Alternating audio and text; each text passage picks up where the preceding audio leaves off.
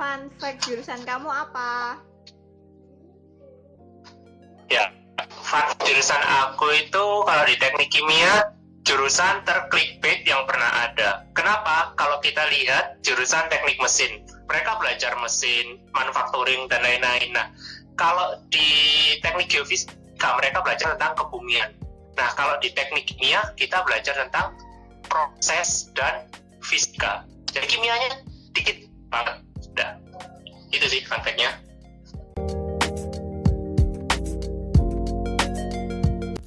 Assalamualaikum warahmatullahi wabarakatuh. Apa kabar kalian semua? Aku harap kalian semua baik-baik aja. Oke, kenalin, nama aku Vidya dan video kali ini bakal inspirasi banget. Aku bakal tanya-tanya sama temen aku jurusan teknik kimia ITS. Saksikan videonya sampai habis, semoga bermanfaat. Halo, boleh perkenalan dulu nggak? Oke, namaku Muhammad Yusuf Bahtiar. Aku dari Prodi S1 Teknik Kimia FTIRS ITS. Angkatan? Ya. Angkatan 2019. Oke. Ya. Kenapa sih kok milih ITS? Yang spesial apa dari ITS? Oke, kalau ditanya gitu, pasti aku jawabnya karena kelebihan dari ITS itu bagus banget sih menurutku. Nah, jadi riset di ITS itu jadi yang nomor 2 kalau nggak salah setelah UI. Nah, kalau kelebihan yang lainnya juga itu dari tim-tim yang ada di ITS. Contohnya itu kayak tim robotika. Nah, diantaranya itu kayak ada Bayu Caraka, itu tentang robot terbang. Bayu Bramanta, itu robot air. Dan juga ada Nogo Geni, sapu angin, itu tentang mereka bergerak di bidang mobil hemat energi. Jadi itu kayak keren banget gitu gak sih? Nah, itu di departemenku itu ada yang namanya tim spektronik. Itu yang bergerak di bidang prototipe mobil dengan bahan bakar bahan kimia. Jadi kayak hidrogen peroksida atau natrium asetat. Nah, kalau nggak salah itu sih. Oke, tadi itu yang dari tim dari teknik kimia udah lomba kemana aja? Itu buat lomba apa enggak? Ya, pastinya dibuat lomba. Yang paling jauh tuh ya ada di Amerika. Itu kalau nggak salah di mana ya? Aku lupa tepatnya. Itu pokok mereka di Amerika dan selama kalau nggak salah 3 atau 4 tahun berturut-turut mereka menjadi juara umum di setiap lombanya. Keren banget. Nah, itu di Amerika. Iya sih, di Amerika, terus di Malaysia, dan satu lagi itu kalau nggak salah di Australia. Wow, kamu masuk timnya? Udah sih, gagal dulu. Wow. Tapi itu cuma buat anak teknik kimia aja? Enggak, jadi di timnya itu yang untuk 2019 ada anak Departemen Teknik Material dan Metalurgi. Nah, itu hasilnya terbuka banget buat anak jurusan lain. Kan nggak hanya anak teknik kimia gitu yang bisa. Kan untuk manajerial dan lain-lain bisa anak industri. Nah, kan kalau kita bicara tentang mobil, nah itu kita pasti butuh tentang yang namanya mekanikal. Anak teknik mesin juga butuh, bisa kan? Nah, elektrikal juga, anak elektro juga bisa. Tapi apakah harus jurusan-jurusan itu tadi? Enggak. Dari manajemen bisnis juga bisa ikut. Nah, jadi semua jurusan terbuka. Nggak hanya spektronik aja. Tim-tim yang lain juga kayak gitu. Asal kalian punya kompetensi yang mereka inginkan, kalian berpeluang untuk diterima. Ya, gitu sih. Betul. Oke, 1 tahun kuliah kamu sudah ngapain aja, Yusuf? Kalau sudah ngapain aja, untuk pencapaian terbesar ya, waktu kuliah itu aku diterima di salah satu beasiswa. Namanya itu beasiswa unggulan. Nah, itu program beasiswa dari Kemendikbud. Itu untuk masyarakat berprestasi jenjang S1, S2, dan S3. Nah, kalau kan aku daftarnya ya, nah itu sih pencapaian terbesarnya. Oke. Kalau selain Bocoran dapat berapa? Selain itu lagi apa Pak? Oh, bocoran ya. Pokoknya ya UKT full, UKT kalian berapa aja pasti dibayarin. Entah itu 10 juta, 20 juta pasti dibayarin. Plus uang bulanan. Uang bulanannya cukup lah ya buat hedon. Iya sih, kalau hedon menurutku Oke. Bisa sekitar 2 jutaan kali ya? kelebihan kebanyakan sih, tapi sekitar itulah, kurang dikit. Nah, Oke, tadi boleh dilanjut. jadi terus selain itu aku juga ikut aplikasi teknik kimia Aptek. Nah itu kayak penmas di bidang teknik kimia. Jadi nanti di situ aku sama timku itu buat alat yang bisa mengatasi permasalahan sampah di wilayah Surabaya. Nah itu aku buat kayak inovasi gimana sih nyiptain alat yang bisa menguraikan sampah-sampah ini jadi minyak. Nah minyaknya ini terserah nanti minyak keluarannya itu terserah mau bisa dibikin BBM, bisa dibikin minyak kompor gas. Nah itu nanti ada prosesnya lagi. Nah nanti kita serahkan ke pihak yang lebih lanjut. Jadi itu kayak apa ya, usaha kita untuk mengurangi sampah plastik di area Surabaya, dan alhamdulillah ini berjalan dengan baik semua. Kemudian aku ikut lomba apa lagi? Ini aku pernah lomba paper tentang teknologi tepat guna pengurasan minyak bumi di Indonesia. Itu barusan banget. Dan aku ikut sama timku itu kating-kating angkatan 2018 dan 2017. Dan alhamdulillah sekarang sudah selesai dan masih nunggu pengumumannya sih. Oke, itu. Hasilnya ada lagi sih. Boleh. Aku pernah ini mendaftar jadi salah satu bagian ONMIPA bidang matematika ITS. Dan dulu sampai pembinaan aja sih, tapi apa ya, kalah di seleksi tingkat lanjutnya. Oke, itu sih. Oke, ONMIPA itu apa? Udah, itu aja. ONMIPA itu kayak OSN-nya kuliah, anak kuliahan gitu lah. Maaf, saya nggak tahu begituan. Oke, keren. Mau lanjut.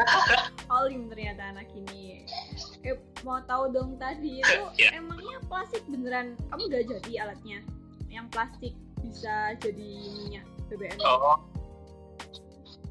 masih belum sepenuhnya jadi sih, tapi kita sudah mensimulasikannya deh. Jadi kayak skala yang kecilan banget gitu. Kita pakai banyak ukuran, ya mungkin ukurannya sekaleng cap gitu. Nah kita simulasikan, ternyata minyak yang kita hasilkan itu efisiensinya sampai 70%. Wah itu kan berarti bisa dikatakan bisa riset ini bisa lanjut gitu kan. Nah itu sih, tinggal kita mau scale up ke skala yang agak besaran dikit. Sip, aku mendukungmu. Semangat. Ntar aku yang bagian donatur ya. Kok duitku banyak ya. Oke, ditunggu ya. Oke, makasih. Ini nih, mau tanya tentang kuliah online. Nah, selama selama 3 bulan ini kuliah online-mu kayak apa? Soalnya kan abis ini maba mau masuk dan mereka kuliah online biar mereka tahu gitu teknik kimia kuliah online-nya kayak apa. Oke, yang pertama aku mau katain itu, kuliah online itu sebenarnya menurutku itu kayak nggak efektif gitu loh. Gimana mau efektif kalau kita kan misalnya aku ya dari teknik kimia, itu aku per semesternya rata-rata itu ada 2 lab. Nah itu kalau kita jalanin online, jadi kan kita nggak punya skill labnya.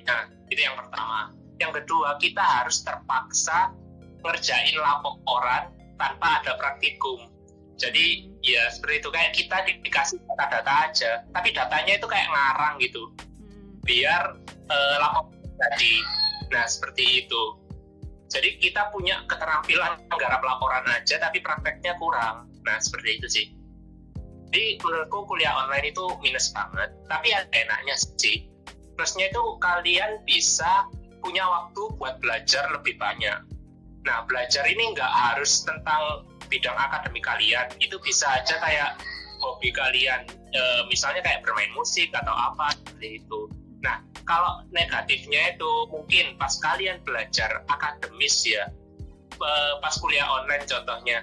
Nah, itu kayak pas belajar, pas kita mentok, susah banget kita itu tanya ke dosen. Karena kan kadang dosen itu jelasinnya kayak cuma dikasih PPT aja, disuruh belajar sendiri. Nah, kayak gitu. Nah, itu sih susahnya kuliah online. Nggak ada yang diskusi. Sesi diskusinya tergantung dosen. Ada yang enak, dosennya enak, ada itu maksudnya ada sesi diskusinya. Ada juga dosen itu yang cuma ngasih PPT aja, terus disuruh belajar sendiri. Oke. Itu yang enggak Sama. Itu sih. Oke, Yusuf mau tanya lagi tentang mata pelajaran yang kamu pelajari di teknik kimia selama 4 tahun itu apa aja? Oke, jadi intinya ya kalau kita belajar di teknik kimia itu cuma satu, transfer fenomena. Nah, kalau dibedah lagi itu ada 3.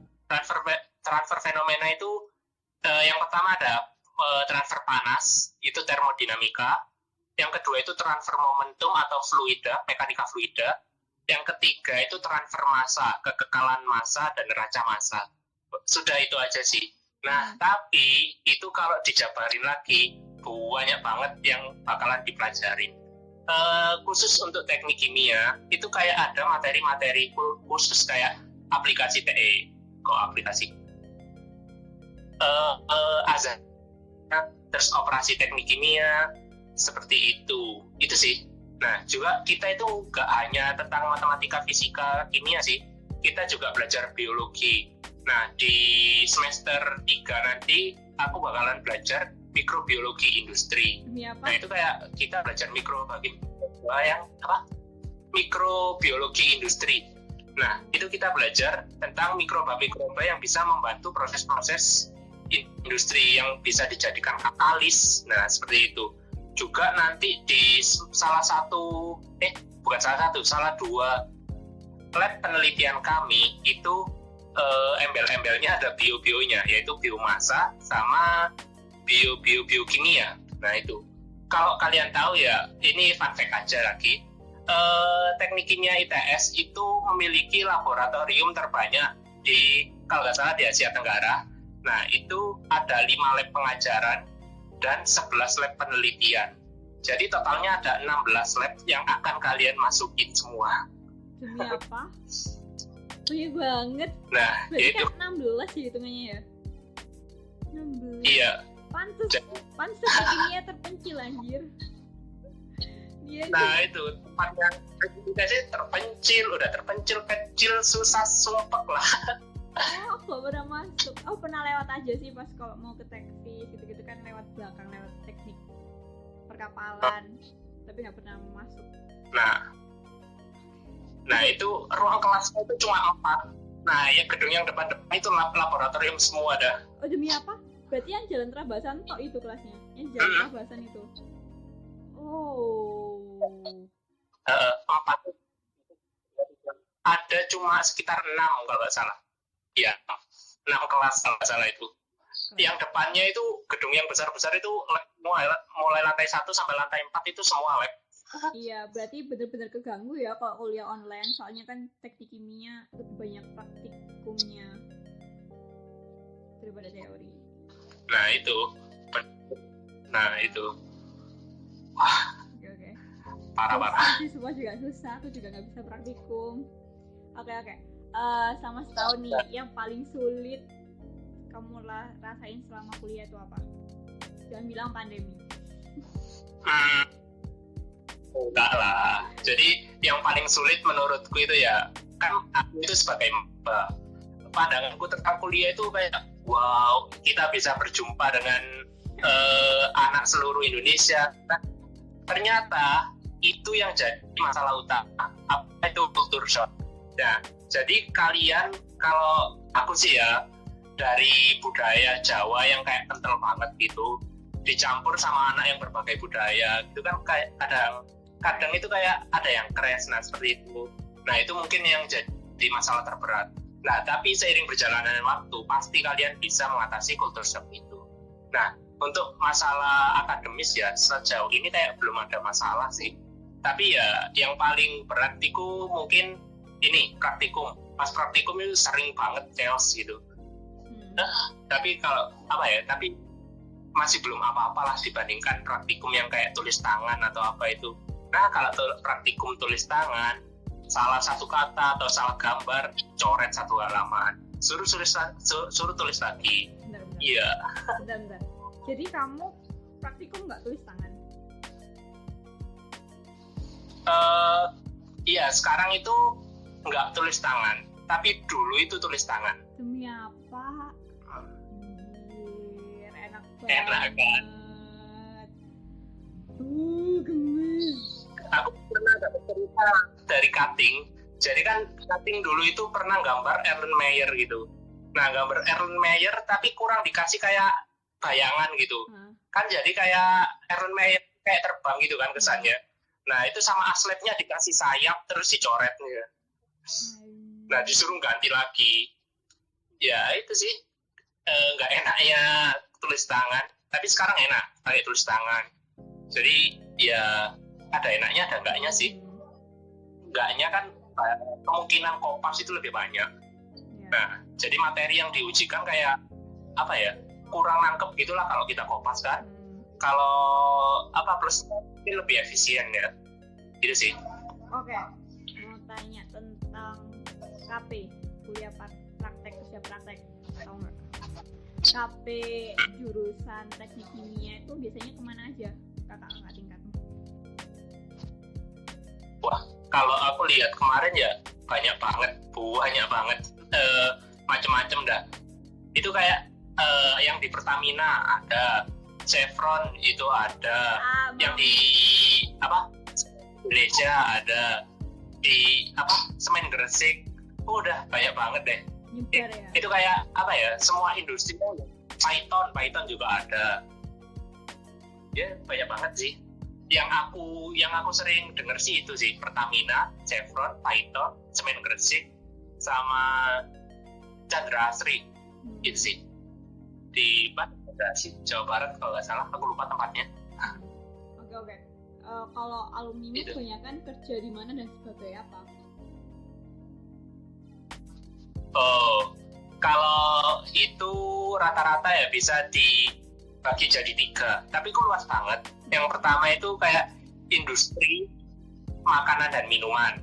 Yang kedua kontraktor. Yang ketiga industri minyak. Lebih luas lagi ya, kan kita namanya teknik kimia, proses engineer. Nah, di mana ada industri yang memerlukan proses, kita bisa masuk ke situ. Nah, itu sih. Kalau alumni rata-rata itu bekerja sebagai proses engineer. Jadi yang ngurusin prosesnya, yaitu anak teknik kimia. Nah, kalau nggak ada anak teknik kimia, anak teknik kimia itu biasanya kalau di bidang industri itu dijuluki kayak otaknya pabrik. Jadi kita yang mendesain proses-proses yang ada di pabrik. Kalau nggak ada anak teknik kimia, pabriknya nggak bisa dibangun. Gitu sih. Kalau sudah ada pabriknya, kita juga bisa jadi safety engineer yang kayak ngamanin kayak mantau situasinya, prosesnya itu kayak berlangsung baik apa enggak, ya itu efisiensinya bisa dihitung per mesinnya, apakah mesinnya itu masih layak apa enggak. Nah seperti itu. Kalau alumni, ini ada alumni yang paling jadi teknik kimia ITS ini juga punya satu alumni yang keren banget gitu menurutku. Namanya Pak Dwi Sucipto. Nah kalian tahu kan Dwi Sucipto kan sering banget itu kedengeran di TV. Nah beliau itu sekarang menjabat sebagai kepala SKK Migas. Nah sebelum dilantik sebagai kepala SKK Migas, beliau itu Direktur Utama PT Pertamina. Nah, sebelum jadi Dirut Utama PT Pertamina, Bapak Dwi Sucipto juga juga pernah menjabat sebagai Direktur Utama Semen Indonesia. Jadi aku pernah berjumpa sama beliau pas OKKBK itu kayak apa ya? Intinya kayak sejenis ospek lah, ospek awal-awal masuk. Nah, itu aku berkesempatan berbicara sama bapaknya. Kan bapaknya kayak menghadiri sesi kayak motivasi gitu lah. Nah, dulu aku dipanggil ke depan sama berjabat tangan sama beliau. Jadi kayak wow banget gitu, kayak wah, ini orang penting di Indonesia dan aku bisa berjabat tangan dengan beliau. Jadi kayak wow, easy. Oke, itu kan ada alumnimu keren banget ya. Nah, balik lagi nih ke kuliahmu, gimana jam tidurmu selama kuliah di Tekkim? Oke, jam tidur. Oke, ya berdasarkan fakta yang aku bicarakan tadi, kalau di teknik kimia itu banyak banget labnya. Jadi untuk semester 2 ini sih, aku labnya cuma 1, tapi aku ngerasa itu kayak chaos banget gitu loh. Jadi satu lab itu aja kayak laporannya itu sulit pakai banget, soalnya kadang aslabnya itu minta perfect. Nah, sementara kita itu kan nggak mungkin sih laporan itu kayak benar-benar perfect gitu. Jadinya kalau perfect itu nanti kayak skripsi gitu itulah sama dosen. Nah, si aslabku itu kayak minta perfect banget dan sampai revisi berapa kali itu aku 6 kali revisi. Itu setiap satu laporan. Nah, sementara satu matkul itu punya 7 laporan kalau nggak salah. 6 laporan. Yeah. Nah, jadi aku di akhir-akhir itu revisi 4 modul dan itu dijawab dalam waktu sehari. Dan itu kayak gila banget gitu. Itu sih, itu yang kesibukan pertama ya kalau akademis. Kalau non akademis mungkin kalau kuliah online itu kayak cuma sibuk rapat sama bahas broker. Cuma gitu aja sih, nggak terlalu anu banget, nggak terlalu chaos banget. Itu sih. Jadi kalau ditanya jam tidur, bisa teratur asal jam tidurnya nggak kayak jam tidur SMA. Ya, biasanya aku kan tidur 8 jam. Nah, kalau aku mungkin 4 jam, 4 jam alhamdulillah gitu lah. Iya, keren banget. Emang gitu ya? Oh, enggak sih, aku 8 jam. Aku pasti 8 jam. tapi ada yang dikorbanin kan pasti. Kalau misalnya aku 8 jam, mungkin aku ada sesuatu yang nggak maksimal gitu. Oke. Dulu kamu SBM apa SNM? SBM dong, iya. Motivasiin teman-teman yang lain. Oke, aku mau cerita sedikit aja sih. Dulu aku itu SNM masuk mungkin paralel sekolah. Jadi aku dulu itu kayak SNM yakin banget loh. Soalnya aku dulu itu keterima, masuk 10 besar nilai terbaik gitu. Nah, aku yakin banget kalau aku bakal keterima Tekkim ITS. Nah, aku daftar SNM, akhirnya aku gagal dan ditolak. Nah, aku kaget banget kan pas itu. Depresi. Untungnya sih, aku dari dulu juga sudah punya mindset gitu loh. Kalau nggak terlalu berharap sama SNM. Sebenarnya tujuanku itu SBM. Aku sudah belajar SBM dari kelas 11 SMA. Nah, aku juga.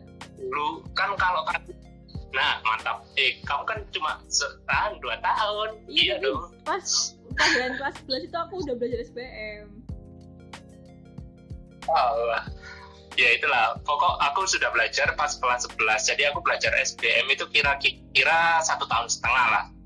Dan aku inget banget dulu itu tryout pakai sistem 4-0-1. Tryout itu nilainya PG-nya cuma 14%. Nah, itu kayak cuma bener berapa itu ya? Dikit banget.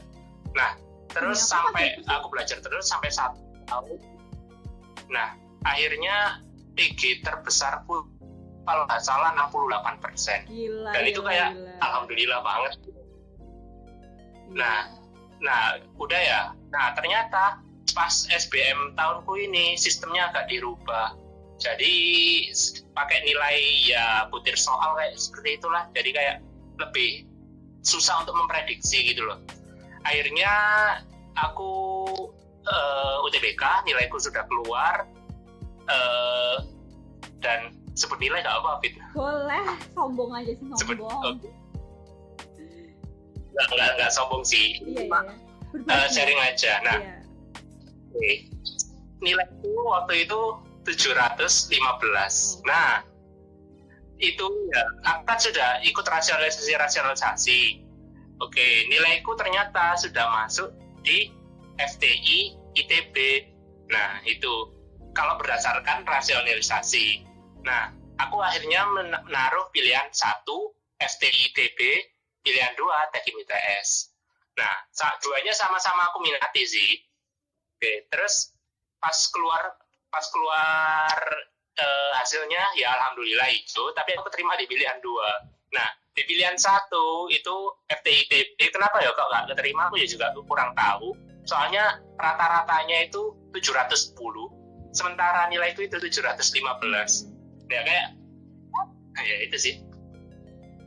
Ya itu sih Kak, ceritaku. Oke.